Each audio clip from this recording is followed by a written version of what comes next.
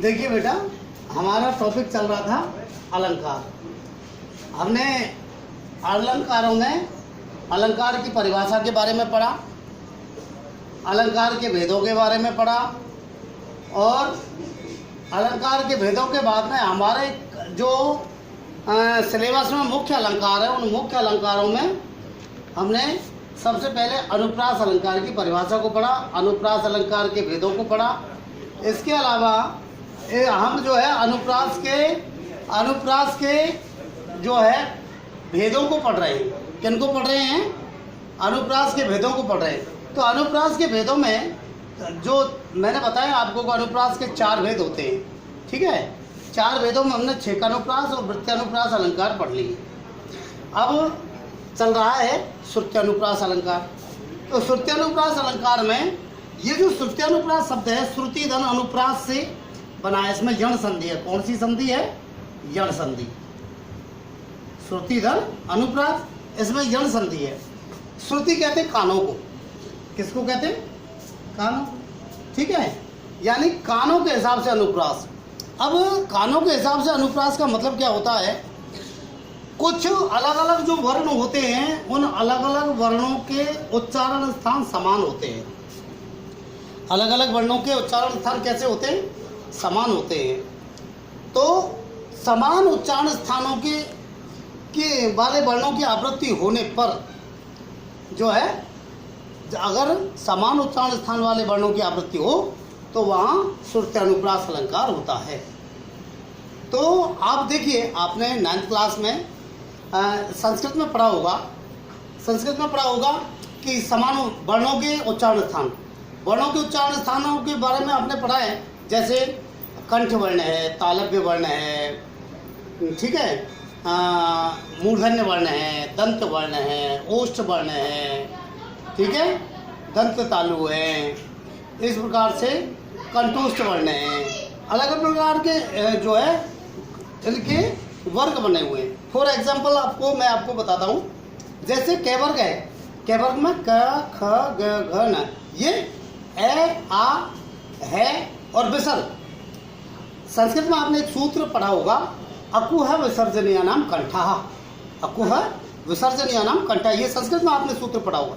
तो ये जो सूत्र है, इसका मतलब है अकुह का ए का मतलब ए आ, कु यानी क वर्ग, क्या क्या क्या कहने है, और विसर्ग, इनके उच्चारण स्थान कंठ होता है।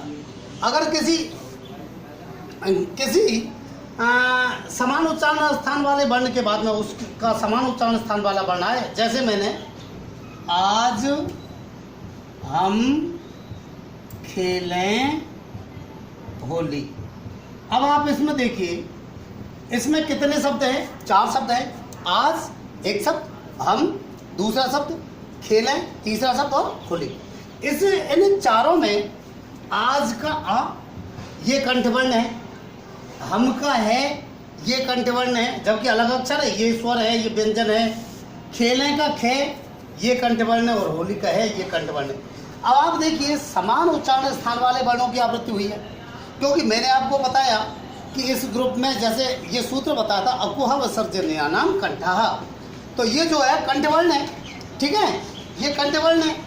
तो ये कंठवर्णों का आवृत्ति जहाँ होती है वहाँ होता है श्रुत्यानुप्रास अलंकार। के पूरा केवर्ग ए आ है और विसर्ग, ये कंठवर्ण है। चे वर्ग चे छे जैसे न, ठीक है, और ई ये और शे शलगम वाला, ये तालव्य वर्ण है।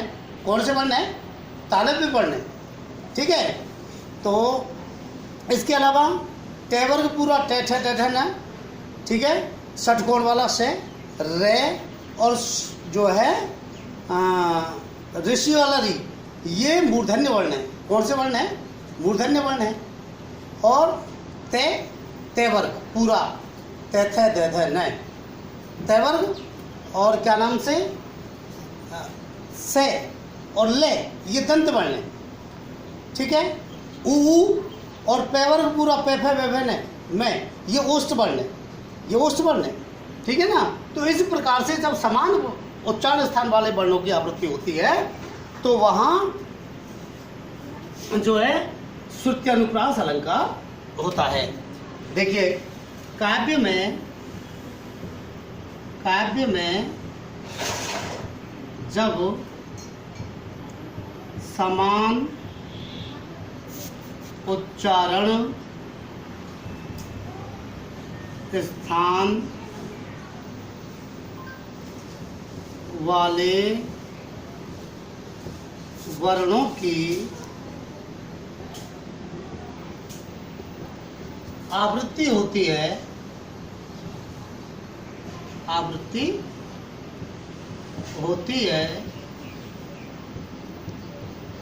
तो वहाँ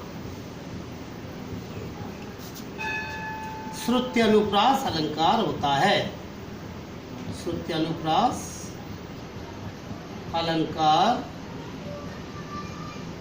अलंकार होता है। ठीक है, ये तो हुई इसकी परिभाषा। अब आप देखिए उदाहरण देखिए, जैसे तुलसीदास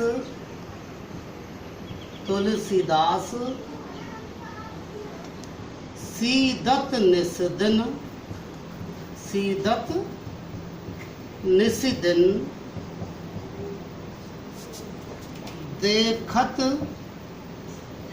देखत तुम्हारी निठुराई।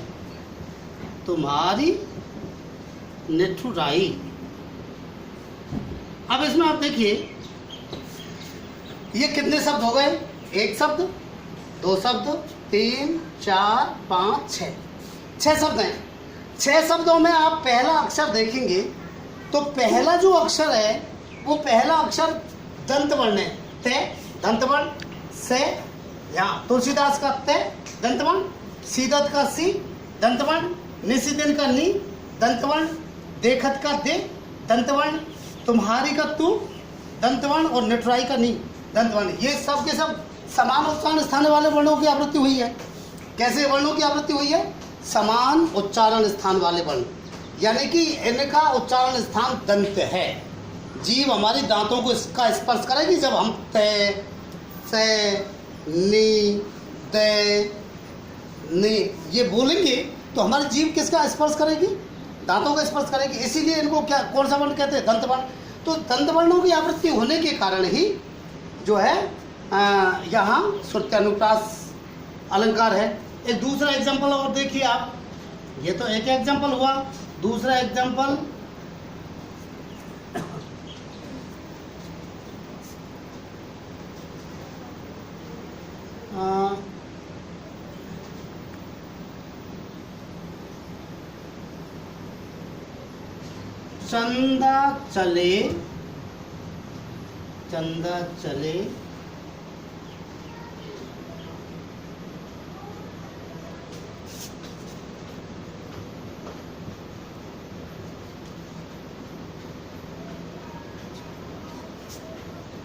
चंदा चले जहाज का झंडा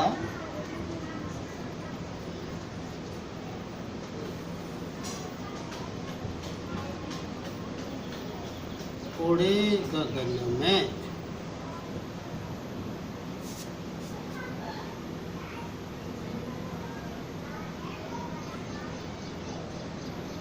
अब इसमें देखिए चंदा चले, ये जो है समान उच्चारण, चंदा जाए, यहाँ समान उच्चारण स्थान वाले वर्ण है। जहाज का झंडा, जैसे ये समान उच्चारण स्थान वाले वर्ण है, तो जहाँ समान उच्चारण स्थान वाले वर्णों की आवृत्ति होगी वही कौन सा अलंकार हो जाएगा? श्रुति अनुप्रास अलंकार। ठीक है। अब तीसरा, ये चौथा जो भेद है वो चौथा भेद कौन सा है? अंत्यानुप्रास अलंकार। कौन सा? अंत्यानुप्रास अलंकार। अब अंत्यानुप्रास अलंकार कहाँ होता है? काव्य में जहाँ अंतिम वर्ण पंक्ति या चरण के अंत में वर्णों की और मात्राओं की जहाँ समानता, वर्णों की मात्रा जो है समानता होती है, वहाँ अंत्यानुप्रास अलंकार होता है। जैसे उदाहरण के तौर पर ये एक चौपाई है, कानन कठिन भयंकर भारी, घोर गाम एवं बारी बजारी। अब इसमें आप लास्ट में देखेंगे कि यहाँ री पहले चरण में भारी इसका री और दूसरे चरण में अंत में री। तो जहाँ अंत में चरण के अंत में जहाँ वर्णों की समानता होती है वहाँ होता है अंत्यानुप्रास अलंकार। ठीक है ना। तो काव्य में जब चरण के अंत में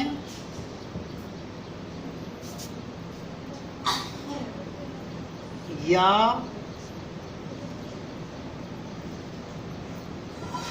बीच में शब्दों के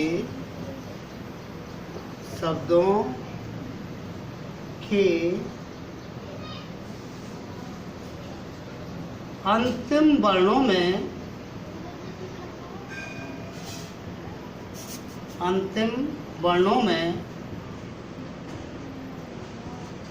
तुकबंदी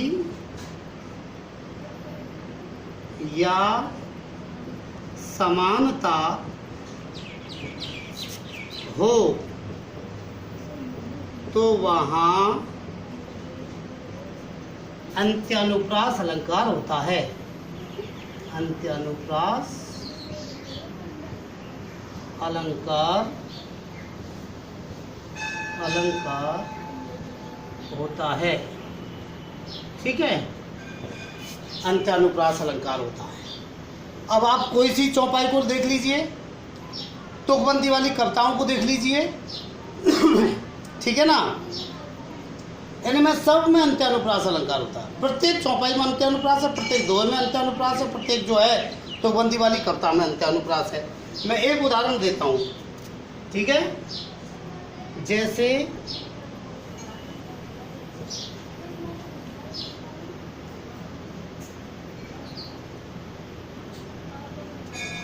जय हनुमान ज्ञान गुण सागर, ज्ञान गुण सागर, जय कपीस तीनों लोक उजागर, जय कपीस तीनों लोक उजागर,